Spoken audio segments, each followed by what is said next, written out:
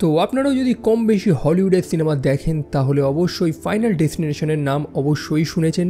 এবং এই ফ্র্যাঞ্চাইজি সিনেমাগুলো আমাদের ভালো লাগার একটাই কারণ হচ্ছে যে মানুষের মৃত্যুর 101টা উপায় কী হতে পারে, মানে মৃত্যুর যে চেইন রিয়াকশন, যে গড়ি, যে ব্রুটাল কন্টেন্টগুলো আমরা দেখতে পাই সেগুলো আমাদের ভালো লাগে। সো কথা হচ্ছিল ফাইনাল ডেস্টিনেশন ব্লাড লাইন সিনেমাটাকে নিয়ে, এবং এই সিনেমাটা তার আগের সিনেমাগুলোর একটা প্রিকুয়েল এবং সিকুয়েল, মানে এই সম্পূর্ণ ফাইনাল ডেস্টিনেশন ফ্র্যাঞ্চাইজি সিনেমাগুলোকে একটা টাইম লাইনে গেঁথে দিয়েছে। তো চলো শুরু করা যাক। হে গাইজ, আমি Arnab, welcome to my channel. আর এই ভিডিওতে আমি ফাইনাল ডেস্টিনেশন ব্লাড লাইন সিনেমাটাকে সম্পূর্ণ এক্সপ্লেন করব। তো গল্পের শুরুতে আমরা এক কাপলকে দেখতে পাই, আইরিস ক্যাম্বেল, সাথে রয়েছে তার ফিয়ান্সে পল। সালটা হচ্ছে 1969। পল তার প্রেমিকাকে সারপ্রাইজ দেওয়ার জন্য তাকে নিয়ে যায় দ্য স্কাই ভিউতে, সেই বৃহৎ উঁচু একটা রেস্টুরেন্ট। আইরিস খুবই হ্যাপি, যদিও সেই স্থানটা সব পয়সাওয়ালা মানুষদের, তবে পল কোনো একটা ব্যবস্থা করেছে সম্ভবত, তো তারা তো সেখানে যাচ্ছে। অন্যদিকে একটা ছোট বাচ্চাকে দেখি যে একটা ফাউন্টেন থেকে কয়েন চুরি করছে। একজন গার্ড তাকে সরিয়ে দেয়, এটা বলে যে সেই ঝর্ণা থেকে কয়েন চুরি করা একটা ব্যাড লাক। এখন আমরাও তো জানি যে এই সম্পূর্ণ ফাইনাল ডেস্টিনেশন ফ্র্যাঞ্চাইজিটাই ব্যাড লাকের উপর নির্ভর করেই তো তৈরি হয়েছে। তো কথা হচ্ছিল সেই বাচ্চাটাকে নিয়ে যে সেখান থেকে কয়েন চুরি করছে, এবং এই বাচ্চাটা ভাই, এই বাচ্চাটা যে লেভেলের হেট, ঘৃণা অর্জন করেছে, আমার মনে হয় না যে সিনেমাতে যে টপ ভিলেনরাও এরকম লেভেলের হেট অর্জন করতে পারে। আমার স্টিল মনে আছে থিয়েটারে যখন আমি সিনেমাটা দেখছি, আশেপাশের প্রত্যেকটা মানুষ এই বাচ্চাটাকে গালাগালি দিচ্ছে। কেন সেটা এখনই দেখবেন। তো পল এবং আইরিস সেই এলিভেটরে উঠেছে, সেই 500 ফুট উঁচুতে সেই রেস্টুরেন্টটা রয়েছে। জিনিসটা দেখতেও ভয় লাগে, অন্যদিকে আইরিসের উচ্চতায় একটু ভয়। তারা যখন এলিভেটরে করে উপরে উঠছে তখনই আইরিস একটু ভয়ে রয়েছে, কারণ সে গেটকিপারটা বলছে যে এই সম্পূর্ণ রেস্টুরেন্টের প্রজেক্টটা নাকি 6 মাস আগেই কমপ্লিট হয়ে গেছে, মানে সময়ের অনেক আগেই। অন্যদিকে সে বদমাইশ বাচ্চা ছেলেটা সেই স্থানে লাফাচ্ছে আইরিসকে আরও ভয় দেখানোর জন্য।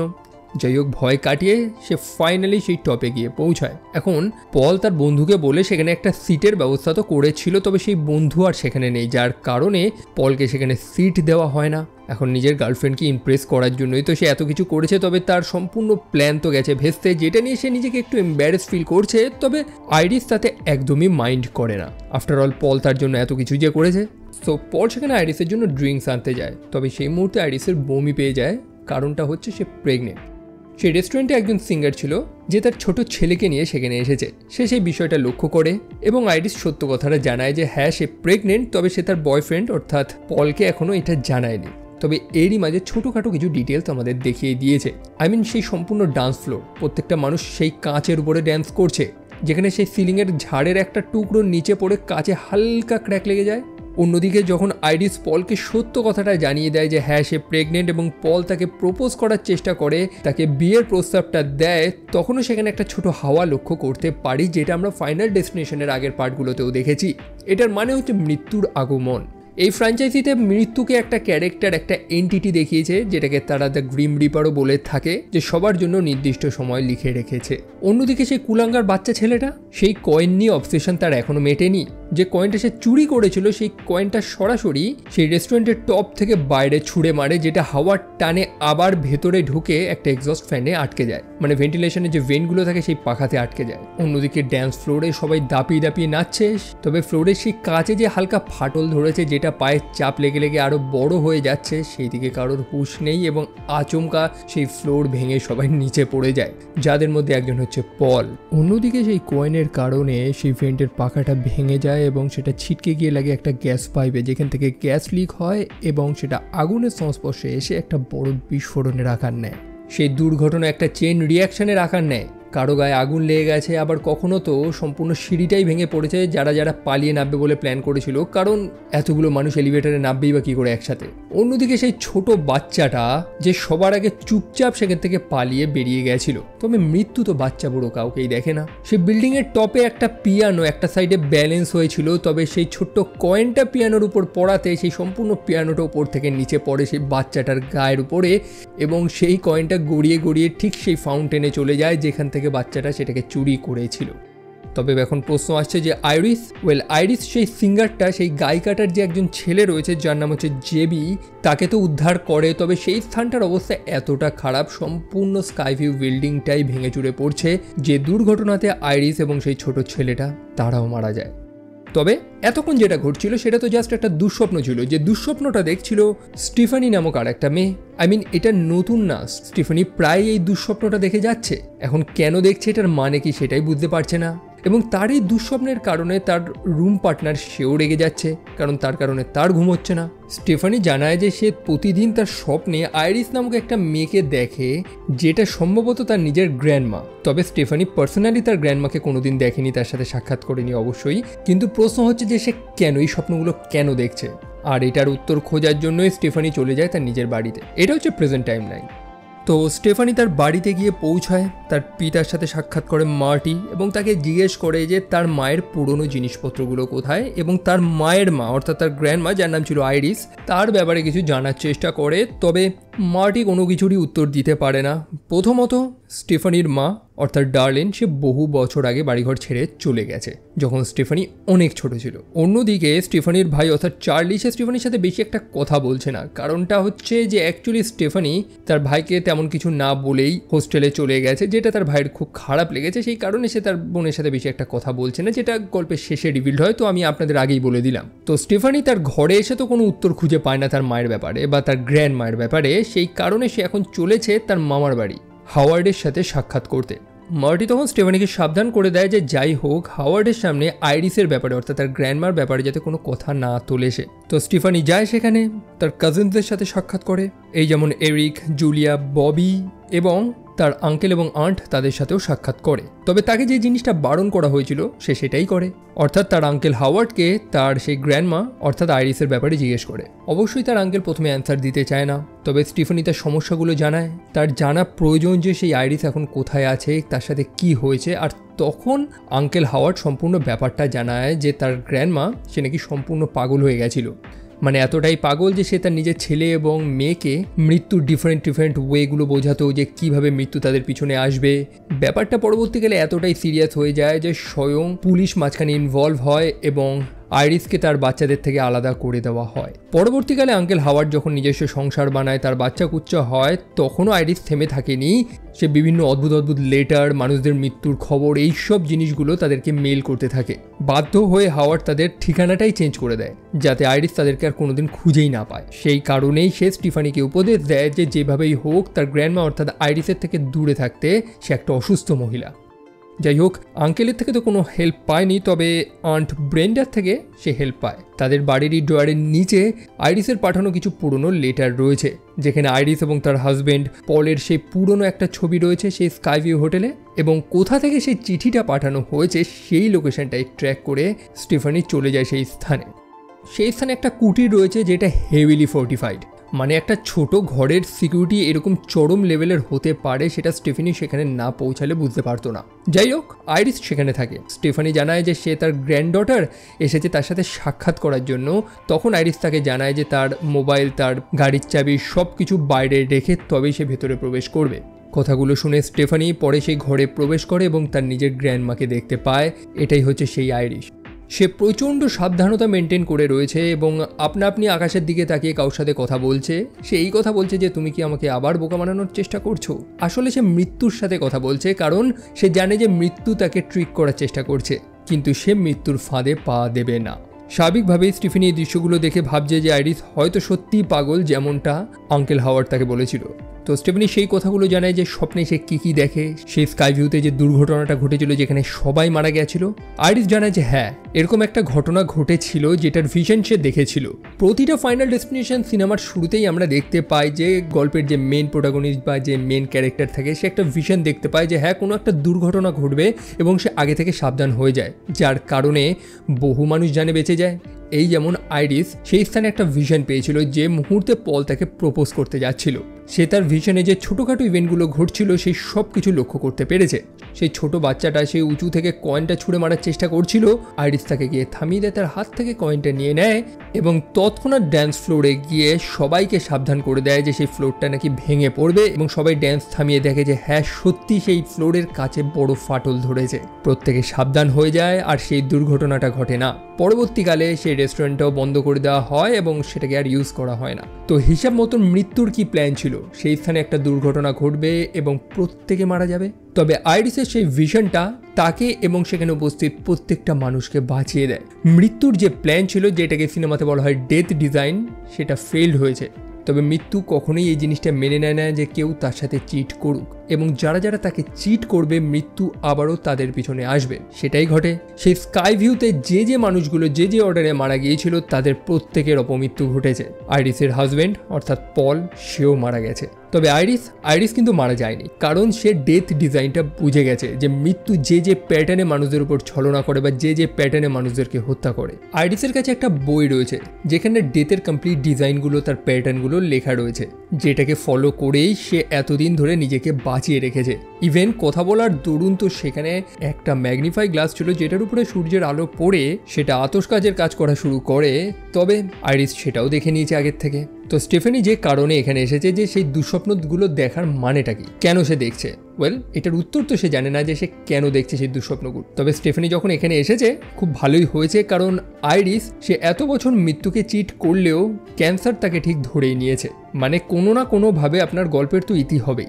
এখন আইরিসের স্বপ্নগুলো যেহেতু স্টেফেনি দেখছে, তো সম্ভবত মৃত্যুর এই অভিশাপটা হয়তো স্টেফেনির উপরেও পড়েছে। সেই কারণে সে স্টেফেনিকে এই বইটা দিয়ে দেয়, যেটা থেকে সে মৃত্যুর প্যাটার্নটা জানতে পারে। তবে স্টেফানিকে এই ঘরের মধ্যেই থাকতে হবে যেখানে সে সেফ, কারণ বাইরের দুনিয়াটা খুবই ডেঞ্জারাস, খুবই রিস্কি। মৃত্যু যখন তখন যে কোনো মুহূর্তে তার উপরে আসতে পারে। তবে স্টেফানি জানায় যে সেটা তো সম্ভব না, তার একটা লাইফ রয়েছে, তার স্কুল রয়েছে, কেরিয়ার রয়েছে, সে এখানে কিভাবে থাকবে। মোটমাট তার গ্র্যান্ডমার এই কথাগুলো শুনে সে সত্যি তার গ্র্যান্ডমাকে পাগলই মনে করছে এবং সেই ঘর থেকে বাইরে বেরিয়ে যায়। আইরিস থেকে অনেক আটকানোর চেষ্টা করে, তবে সে তো থামে না। সেই কারণে ফাইনালি আইরিস তার ঘর থেকে বাইরে বেরিয়ে আসে। প্রায় 20 বছর বাদে সে তার ঘর থেকে বাইরে বেরিয়েছে। সে স্টেফানিকে জানায় যে হ্যাঁ সত্যি স্টেফানি হয়তো বিশ্বাস করবে না তার কথায় যতক্ষণ না সে নিজে চোখে না দেখবে, এবং আইরিস যেটাকে বোঝানোর চেষ্টা করছিল সেটাই হয়। এই ফাইনাল ডেস্টিনেশনের সিনেমাগুলোতে যেমনটা দেখেছিলাম যে মৃত্যু যখন ঘনিয়ে আসে তখন হালকা একটা হাওয়া দেয়, এবং সেম হাওয়া সেখানেও দিয়েছে। সেই হাওয়ার চাপেই সেখানে একটা মেটালের ওয়েদার ভেন নিচে পড়ে যায় একটা সিলিন্ডারের উপরে, এবং সেই সিলিন্ডারের এয়ারের প্রেশারেই সেই মেটালটা সরাসরি আইরিসের মুখের এপার ওপার হয়ে যায়। মোটামুটি তার একটা অপমৃত্যু হয়। তো আইরিসকে কবর দেওয়া হয়, এবং তার মৃত্যুর পরেই তার মেয়ে অর্থাৎ স্টেফানির মা ডার্লিন ফিরে এসেছে। যদিও স্টেফানি তার মাকে দেখে একদমই খুশি না, কারণ বহু বছর আগেই ডার্লিন তাকে ছেড়ে চলে গিয়েছিল যখন স্টেফানির বয়স অনেকটা কম ছিল।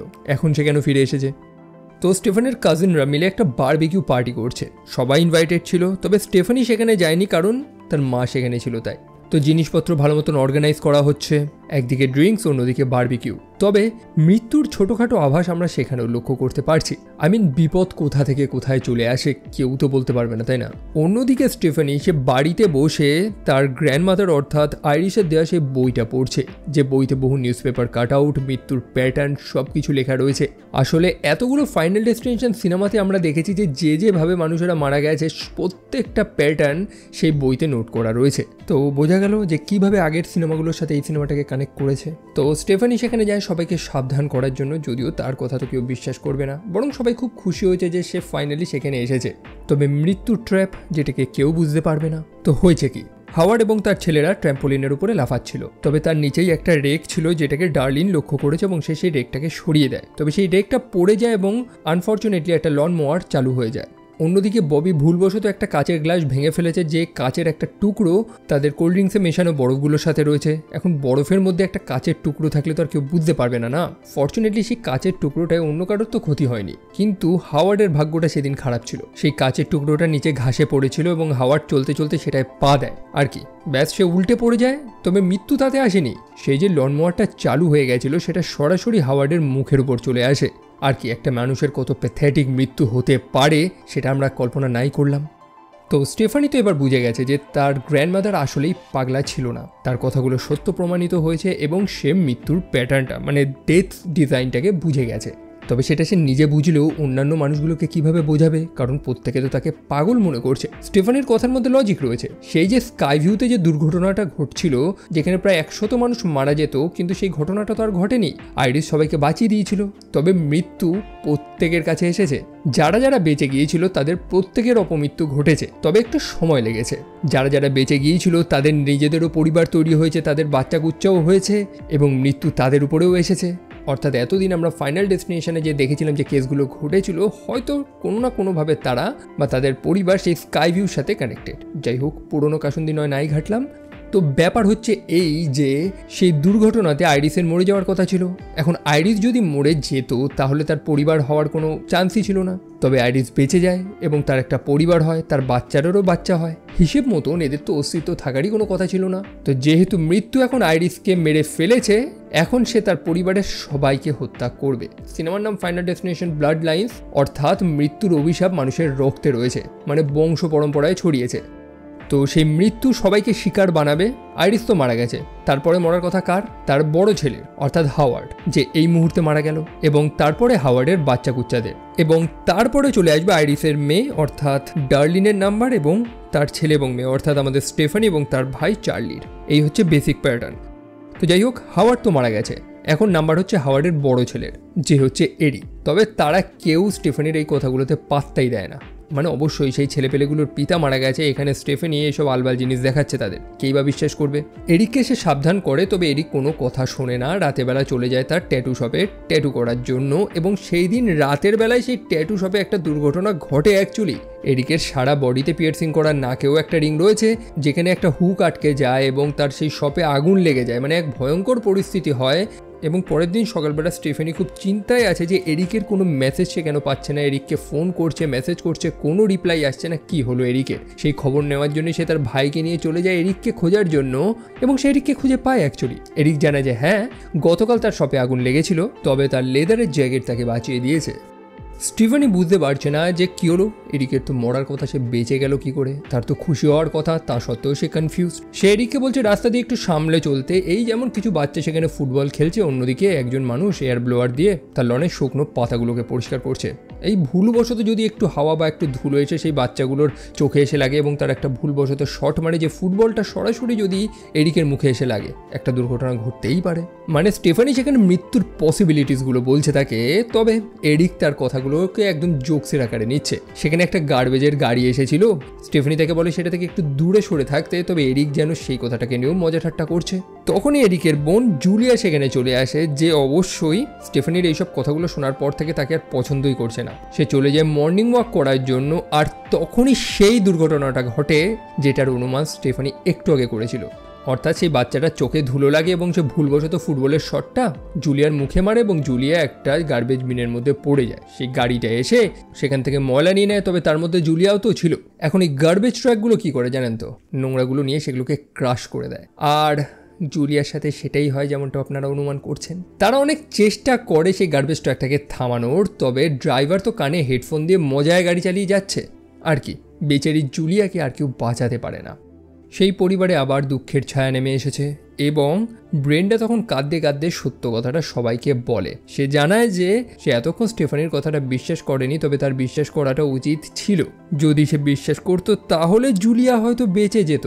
কেসটা হচ্ছে যে এরিকের মরার কথাই ছিল না, কারণ সে হাওয়ার্ডের বায়োলজিক্যাল পুত্র না। ব্রেন্ডার সাথে জেরি নামক আরেকজন মানুষের অ্যাফেয়ার ছিল, এবং সেটারই ফলাফল হচ্ছে এরিক, যেটার ব্যাপারে এই বাচ্চাগুলো এবং এরিক অবশ্যই জানতো না। ফলস্বরূপ এরিক এই ব্লাড লাইনে কানেক্টেড না, সেই কারণে সে বেঁচে গেছে। তো হিসাব মতন এরিকের পরে সবথেকে বড় ছিল জুলিয়া, যে মারা যায়। তো বোঝা গেল যারা যারা ব্লাড রিলেটেড রয়েছে, এই যেমন স্টেফানির পিতা মার্টি এবং ব্রেন্ডা, এরা কিন্তু কেউ ব্লাড রিলেটেড না, সেই কারণে মৃত্যুর অভিশাপ এদের উপর আসবে না। তো জুলিয়ার তো খেল খতম। জুলিয়ার পরের নাম্বার হচ্ছে ববি, এবং এটা ভাবতে পেরেই তো তার একদম গা হাত পা শুকিয়ে যাচ্ছে যে পরের নাম্বার তার। এখন তারা কি করবে? ওয়েল, সেই বইতে জেবি নামক একজন মানুষের নাম লেখা ছিল, যে সম্ভবত মৃত্যুকে চিট করেছে। আইরিস সেই জেবির নাম বহুবার ডার্লিনকে বলেছে। ডার্লিনের মনে আছে যে সেই জেবি সম্ভবত কোনো হসপিটালে কাজ করে, যে হসপিটালটার নাম হচ্ছে হোপ রিভার হসপিটাল। এখন তারা যাবে সেই জেবির সাথে সাক্ষাৎ করতে, অন্যদিকে ববিও তাদের সাথে যায়। সেই যাত্রা পথে স্টিফেনের সাথে তার মা ডার্লিনের কিছু কথা হয়। ডার্লিন শেয়ার করে যে সে কেন তার পরিবারকে মানে তার মেয়েকে এবং ছেলেকে ছেড়ে চলে গিয়েছিল। ব্যাপারটা খুবই সিম্পল, কারণ আইরিস ডার্লিনকে যেভাবে বড় করেছিল, যা যা জিনিস শিখিয়েছিল, ডার্লিন ঠিক তেমনটাই হয়ে গেছে। তার নিজের বাচ্চা কুচ্চা হওয়ার পর সে তার বাচ্চার মৃত্যু সব জায়গায় দেখতো, মানে মৃত্যুর ভয় তাকে একদম পাগলা করে দিয়েছিল। সেই কারণেই সে তার বাচ্চাদের মাটির কাছে ছেড়ে দিয়ে চলে যায়, মানে তার হাজব্যান্ডের কাছে ছেড়ে নিজে চলে যায়, যাতে তার মধ্যে থাকা এই পাগলামোটা তার বাচ্চাদের উপর কোনো খারাপ এফেক্ট না ফেলে। তো তারা ফাইনালি সেই হসপিটালে গিয়ে পৌঁছায় এবং জেবির সাথে সাক্ষাৎ করে। জেবি অর্থাৎ উইলিয়াম বটওয়ার্থ, যে চরিত্রটাকে পোর্ট্রে করেছেন টনি টড, একজন ফেমাস অভিনেতা ইনি। এবং অবশ্যই ফাইনাল ডেস্টিনেশনের অলমোস্ট সবকটা সিনেমাতেই আপনারা তাকে দেখবেন, যে সব ছেলেপেলেদের জ্ঞান দিচ্ছে যে কিভাবে মৃত্যুর থেকে বাঁচতে হবে, নানান জিনিস। তো এই মানুষটাও মৃত্যুকে চিট করেছিল। কিভাবে? সেই যে স্কাই ভিউতে আইরিসের সাথে একটা সিঙ্গারের দেখা হয়েছিল, সেই সিঙ্গারটার একটা ছোট ছেলে সেখানে ছিল, সেটাই হচ্ছে জেবি। জেবি জানায় যে মৃত্যুকে চিট করার দুটো উপায় আছে।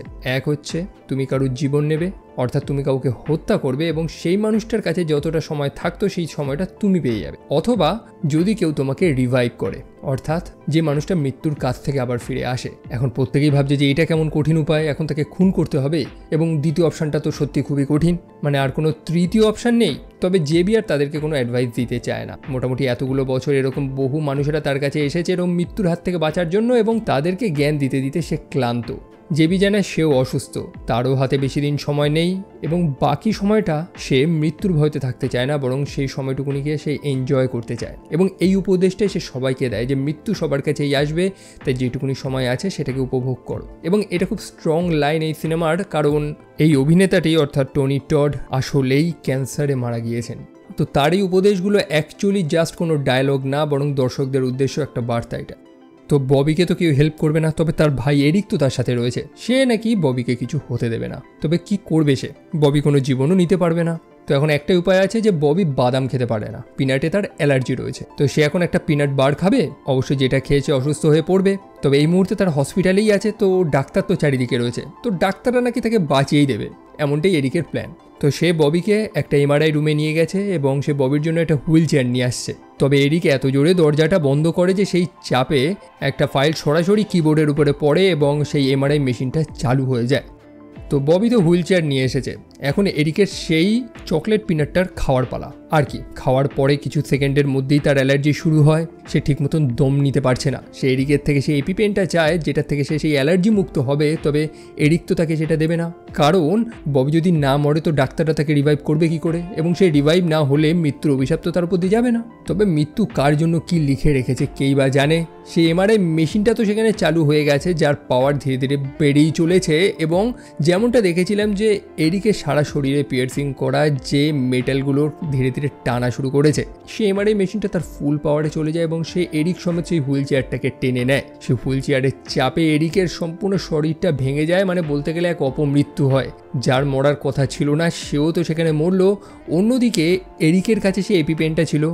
ববি ছটপট করতে করতে এরিকের বডির কাছে যায় এবং তার হাত থেকে এপিপেনটা নিয়ে নিজের শরীরে পুশ করে। আর তখনই ঘরের দরজার অপোজিটে থাকা সেই ভেন্ডিং মেশিনের মধ্যে থাকা স্প্রিংটা আচমকা সেই মেশিনের টানে চলে আসে, যেটা সরাসরি ববির মাথার এপার ওপার চলে যায়। তো সেই পরিবারের তো সবার গল্প শেষ। এবার ডার্লিন এবং তার মেয়ে স্টেফানি এবং ছেলে চার্লির পালা। তাদের বাঁচার একটাই উপায়, সেটা হচ্ছে সেই আইরিসের সেই ক্যাবিন, যেখানে সে 20 বছর ধরে নিজেকে জীবিত রেখেছিল। এবং অবশ্যই স্টেফানি এবং চার্লি, তাদের বয়স কম, তারা তাদের সারাটা জীবন সেই ক্যাবিনের মধ্যে থেকে কাটাবে। তখন ডার্লিন জানায় যে না, তাদের থাকার প্রয়োজন নেই, বরং ডার্লিন সেখানে গিয়ে থাকবে। এখন ডার্লিনের যদি মৃত্যু না হয় তো অবশ্যই তার ছেলে এবং মেয়েরও মৃত্যু হবে না। তবে মৃত্যু তাদের সেই ক্যাবিনে প্রবেশ করতে দিলে তো সেই হাওয়া আবারও দিয়েছে। প্রত্যেকেই বুঝতে পেরে গেছে যে মৃত্যু তো তাদের ঘনিয়ে এসেছে। এখন মৃত্যুর প্যাটার্নটা এতটা কমপ্লিকেটেড যেটা আইরিস বুঝতো, এবং এই মুহূর্তে এসে আমরা সেটাকে দেখতে পাই। সেই মনে আছে স্টেফানি যখন আইরিসের সাথে সাক্ষাৎ করতে গিয়েছিল, তখন সেই ম্যাগনিফাই গ্লাসের আলোটা আতশ কাচের মতন কাজ করে এবং একটা দড়ির অর্ধেকটা সেটা জ্বালিয়ে দেয়। সেই দড়িতে একটা টপ ঝুলছিল এবং বাইরে যে হাওয়াটা দিচ্ছে সেই হাওয়াটা কোনোভাবে ঘরের ভেতরে প্রবেশ করে যায় এবং সেই টপটা নড়াচড়া করতে থাকে, যার ফলে সেই দড়িটা আরও ছিঁড়তে থাকে। অন্যদিকে তারা সেই স্থানের গেট ভেঙে ভেতরে প্রবেশ করেছে, যার ফলে সেখানকার ইলেকট্রিসিটি এবং নানা জায়গায় কিছু স্পার্ক দেখা যায়। সেই স্পার্কে কিছু শুকনো পাতা জ্বলে যায় এবং ফ্লেয়ারগুলো চারিদিকে উড়তে থাকে। তো সেই ঘরের মধ্যে যে সেই দড়িতে টপটা ঝুলছিল সেই দড়িটা কোনোভাবে ছিঁড়ে যায় এবং সরাসরি নিচে পড়ে গ্যাস ওভেনটা চালু করে দেয় এবং সেই আগুনের ফুলকিটা ঘরের মধ্যে ঢুকে সে গ্যাসের সাথে কানেক্ট হয় এবং সম্পূর্ণ ঘরটা ব্লাস্ট হয়। মানে এই ফাইনাল ডেস্টিনেশনের এই চেইন অফ ইভেন্টগুলো দেখতেই সত্যি মজা লাগে। মানে একটা ছোট থেকে ছোট জিনিসেও কত বড় দুর্ঘটনা ঘটতে পারে।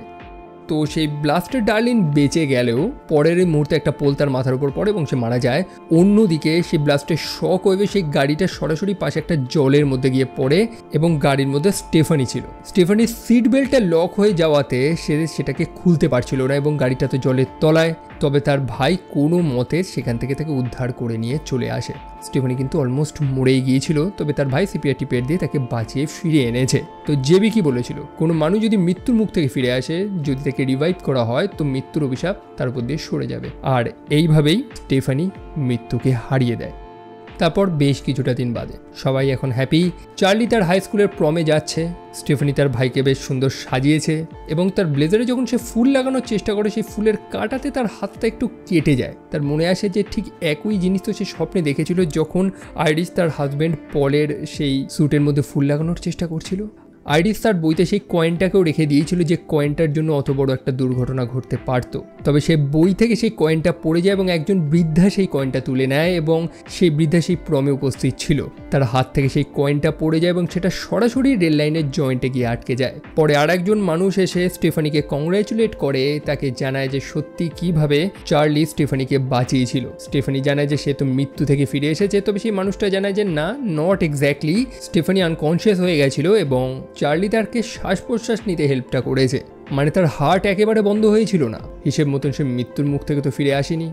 যাই হোক, সেই প্রমে একটা মেয়ে ঠিক এক্স্যাক্টলি সেম ড্রেস পরেছিল যে ড্রেসটা 1969 সালে আইরিস পরেছিল। ঠিক একই জিনিস তো স্টেফানি তার স্বপ্নে দেখেছিল। ওয়েল, আর কি, সেই মুহূর্তে সেই ট্রেন লাইন থেকে একটা ট্রেন আসছিল, তবে যেহেতু লাইনগুলো প্রপারলি অ্যালাইন হতে পারেনি, যার কারণে ট্রেনটা ডিরেল হয়ে যায় এবং তার সম্পূর্ণ কার্গোটা সেই স্থানে চলে আসে, যেটার চাপাতেই স্টেফানি এবং চার্লি তারা দুজনেই মারা যায়।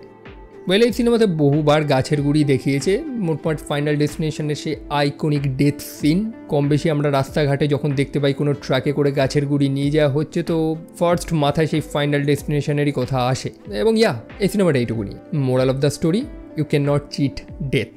এখন যদি আমার পার্সোনাল ওপিনিয়নে আসি, তো আমার কাছে এই সিনেমাটা দুর্দান্ত লেগেছে, যেটার রিভিউ আমি আমার ফেসবুকেও দিয়েছিলাম। বেসিক্যালি ফাইনাল ডেস্টিনেশন আমরা কী জন্য দেখি? ডেথ সিনগুলো দেখা, যে চেইন অফ ইভেন্ট কীভাবে ঘটে, যে কত রকমভাবে মানুষের মৃত্যু আসতে পারে এবং খুব সুন্দরভাবে এক্সিকিউট করেছে এই সিনগুলো।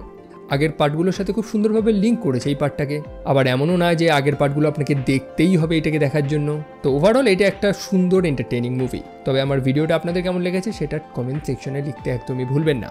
এবং আমার সোশ্যাল সাইটসগুলো ফলো না করলে কি করছেন, প্রত্যেকটা লিঙ্ক ডিসক্রিপশনে রয়েছে, ফলো করতে একদমই ভুলবেন না। তো আমার ভিডিও আপাতত এইটুকুনি রাখছি। দেখা হচ্ছে আপনাদের সাথে পরের আর একটা ভিডিওতে। টিল দেন ভালো থাকবেন, সাবধানে থাকবেন এবং অবশ্যই মৃত্যুর থেকে দূরে থাকবেন। So take care and by.